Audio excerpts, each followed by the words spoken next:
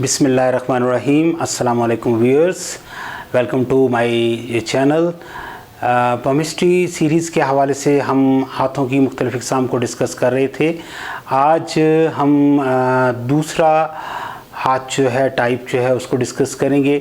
आप मेरे चैनल को सब्सक्राइब करें, बेल आइकन को भी दबाएं और कमेंट्स के सेक्शन में आप कमेंट्स ज़रूर करें ताकि मुझे इस चीज़ का इल्म हो सके कि आप लोग किस हद तक मेरे वीडियो से मुस्तफ़ीद हो रहे हैं। आए मज़ीद वक़्त ज़ाया किए बगैर हम वीडियोस की तरफ चलते हैं। हमारे पास दूसरी वीडियो में आज दूसरा हाथ कौन सा है? आज हमारे पास दूसरा हाथ है। हम दूसरे हाथ के हवाले से डिस्कस करेंगे। हमारे पास दूसरा हाथ चाहिए यूज़फुल या स्क्वेरिश हैंड, तकरीबन ये कहलाता है। इस हाथ की सबसे बड़ी क्वालिटी ये होती है कि ये भी उंगलियां इसकी मोटी होती हैं और इसकी उंगलियां निस्बतन साइज़ में छोटी होती हैं, लेकिन इसमें जो अहम चीज़ होती है वो उंगलियों की जो लेंथ होती है और जो लेंथ हम हथेली की लेंथ बना रहे होते हैं ये तकरीबन बराबर होती है, जिसकी वजह से हम इसे स्क्वायर हैंड जो है वो तस्वर करते हैं। इनके जो नेल्स हैं वो आम तौर पर ब्रॉड होते हैं, शार्ट होते हैं और ऑफन जो है we can see them that they are more practical and sensible in their approach towards life. इनके अंदर जो है वो जो हाथ है उसमें वो रफनेस मौजूद नहीं होती जैसी रफनेस मैंने आपको प्राइमरी हैंड के अंदर बताई थी। ये लोग सोच समझ के फैसला करते हैं, सोशली एक्टिव होते हैं और इनके हाथ पे जो लाइंस बनी हुई होती हैं ये ज़्यादा बनी हुई होती हैं और गहरी और क्लियर लाइंस बनी हुई होती हैं। आम तौर पर ये लोग स्ट्रेट फॉरवर्ड लोग होते हैं, ये लोग प्लान करके प्रैक्टिकली काम करने वाले लोग होते हैं, ये सोचों में रहने वाले लोग नहीं होते। इंजीनियर्स हजरात जो होते हैं या बाज़-औक़ात जो है वो प्रैक्टिकली जो काम करने वाले लोग हैं, स्कल्पचर्स हैं या पेंटिंग्स वगैरह के अंदर जो लोग आ जाते हैं, प्रैक्टिकली आर्ट को ज्वाइन कर लेते हैं, उन लोगों के हाथ भी अमूमन स्क्वेरिश होते हैं, लेकिन उनकी उंगलियां जो हैं वो जोड़दार होती हैं, जिसकी वजह से हमें उनकी आर्टिस्टिक टेंडेंसी का जो है वो इल्म होता है।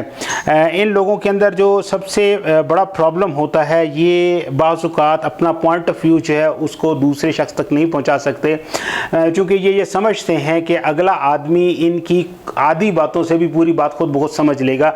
ऐसा मुमकिन नहीं होता। आम तौर पर ये लोग जो होते हैं ये अपने तमाम रिलेशंस में बाकी तमाम लोगों के साथ बहुत अच्छे होते हैं, लेकिन फैमिली के अंदर ये ज़रा रूड एंड रफ बिहेवियर और थोड़ा जो है इनका एटीट्यूड जो है वो एक स्टबन किस्म का नज़र जो है वो आता है। इनमें पावर ऑफ रीजनिंग बहुत ज़्यादा होती है, चूँकि इनका अंगूठा जो होता है वो इस बात की अक्कासी कर रहा होता है कि they have a good logical approach towards life. इनके पास रीज़न मौजूद है, ये सोचते हैं, उसके बाद ये जो है वो काम करना शुरू करते हैं। ये ज़्यादातर ऐसे लोग होते हैं जो अपने काम से कम मुतमईन होते हैं, because they need perfection in their work. वो अपने काम के अंदर परफेक्शन डिमांड कर रहे होते हैं, इसलिए ये लोग जो होते हैं ये क्रिटिसिज्म को ज़्यादा पसंद करते हैं, तनकीद को ज़्यादा पसंद करते हैं बनिस्बत तारीफ़ के, चूँकि ये बेहतर से बेहतर की तलाश में होते हैं इसलिए, और ये अपने काम की मैक्सिमम जो लॉजिकल रीज़न्स हैं वो देने की कोशिश है वो करते हैं। इनमें आम तौर पर मैथमेटिशियंस लोग भी आ सकते हैं जो मैथमेटिक्स के अंदर इन्वॉल्व होते हैं। इसमें वो लोग आ जाते हैं जो प्रैक्टिकली जो डॉगमेटिक कॉन्सेप्ट ऑफ रिलीजन्स हैं उनके अगेंस्ट जो लोग चलते हैं, जो बुनियादी तौर पर ये कहते हैं कि रिलीजन जो है वो बुनियादी ता क़यामत तक के लिए आया हुआ है और इसलिए हमें रिलीजन की इम्प्लीमेंटेशन को समझना चाहिए ज़माने के हिसाब से। ये वो लोग होते हैं, ये अपनी सक्सेस के हवाले से ऑलवेज़ एफर्ट्स करते रहते हैं, कोशिश करते रहते हैं कि हम एक सक्सेस के बाद दूसरी सक्सेस जो है उसको हासिल कर लें। ये इनमें मौजूद है। बिज़नेस टेंडेंसीज़ इनमें बहुत अच्छी होती हैं। अगर ये लोग बिज़नेस करें तो they can not only practically perform well in the business but they also take risks. ये रिस्क भी लेते हैं और इस रिस्क की वजह से जो है वो इनका ये काफ़ी कुछ अचीव कर लेते हैं, because their risk is always calculated risk. तो इस लिहाज से ये बहुत ही पावरफुल जो है वो सेटअप रखते हैं। अब यहाँ पर मैं एक और चीज़ आपको बताना चाहूँगा जो कि आपके जो प्राइमरी हैंड है उसमें ये चीज़ मौजूद नहीं थी। बाज़ हाथों को आप देखेंगे उनकी जो ये हथेली है वो सारी की सारी स्क्वायर बनी हुई है, लेकिन उंगलियां जो हैं वो डिफ़र कर रही हैं। उंगलियां अगर स्क्वायर हैं फिर तो वो इंतहाई मैचिंग हाथ बनेगा, इंतहाई लॉजिकल, इंतहाई प्रैक्टिकल हो जाएगा और वो काफ़ी उस प्रैक्टिकल अप्रोच में इंतहाई सक्सेसफुल हो गएगा। अगर उंगलियां निस्बतन लंबी बनी हुई हैं और कुछ न कुछ उनमें नॉट्स बनी हुई हैं, जैसे कि मैंने आपको पहले बताया था कि आर्टिस्टिक टेंडेंसी उसके अंदर मौजूद होगी, तो वो आदमी प्रैक्टिकली आर्ट के अंदर दिलचस्पी लेगा और आर्ट को ही अपना प्रोफेशन बनाते हुए आगे चला जाएगा। उसके बाद अगर साइकिक किस्म की फिंगर्स बनी हो, ये ख़ास किस्म की उंगलियों की शेप होती है जिसमें जो है वो दो जगह पे जोड़ जो है वो बने हुए होते हैं।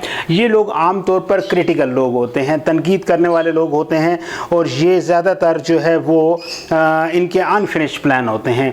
ये प्लान्स बनाते रहते हैं लेकिन ये उस हवाले से